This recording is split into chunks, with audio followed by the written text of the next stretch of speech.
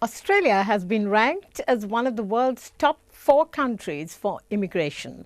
However, with the recent changes to migration policies introduced in Australia, there are many of you who are interested in finding out their impact. So once again, we meet Sanji Caldera, who is the principal migration consultant of Sanji Caldera Associates with over 20 years' experience. Now, Sanji, welcome to the program once again. What opportunities are available for Australians, well, people living in Australia actually, who are here on temporary visas?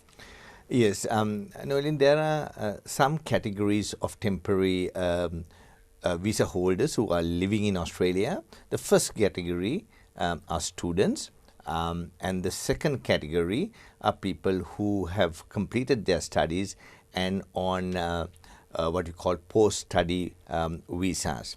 Now, going back to the students, we have a situation where they need to be under 36 years of age when they finish their studies. Now, if they are under 36 years of age, they are looking at a post-work stream visa, and that is generally for 2 years. But if you were to do a master's by research or a PhD, then there will be more years that will be added on to this post-study visa. And there is an extra 1 year for people who studied in regional Australia. Now, the other category of people are who have studied and are on what we call the subclass 485 visa.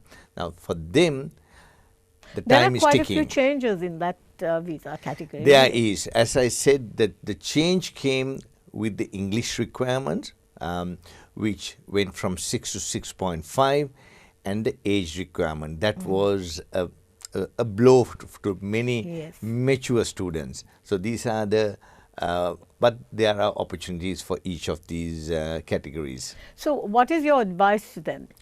Look, my advice has always been that if you're a student and you feel that you're not entitled to the post-study visa, you need to think about your career plan, you need to think about your PR pathways, and that essentially happens through an employer sponsorship process. And for the people who are on the subclass 485, again, my advice is they must work in the area of their study. And that is where the opportunities will come, either through the general skill migration, state-sponsored, or on the various employer sponsorship visas that will be available.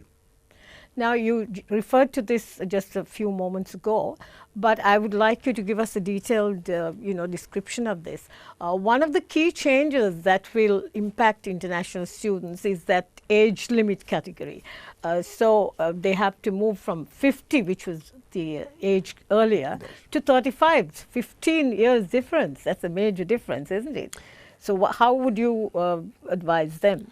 They are in a fairly difficult situation, but they must seek advice before their student visa comes to an end. Now, what can they do?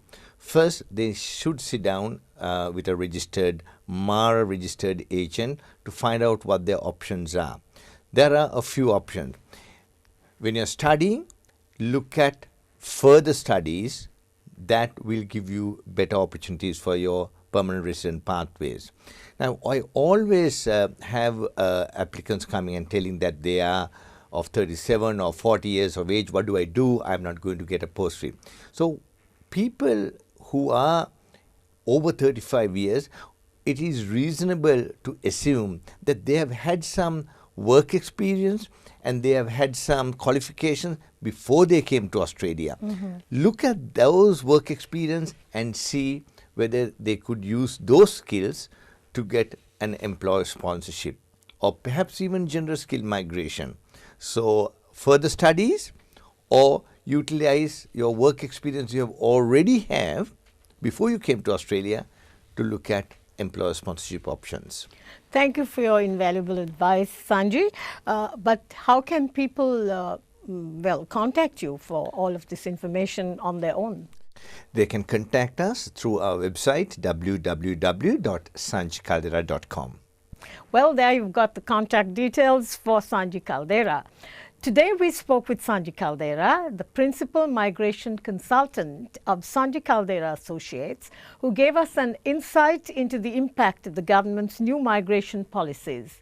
Thanks for joining us, and bye for now.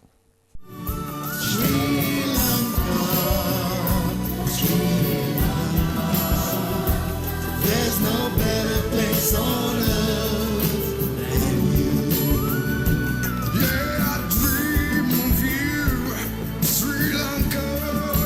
Yeah, I pray for you, Sri Lanka. my hopes on you, Sri Lanka.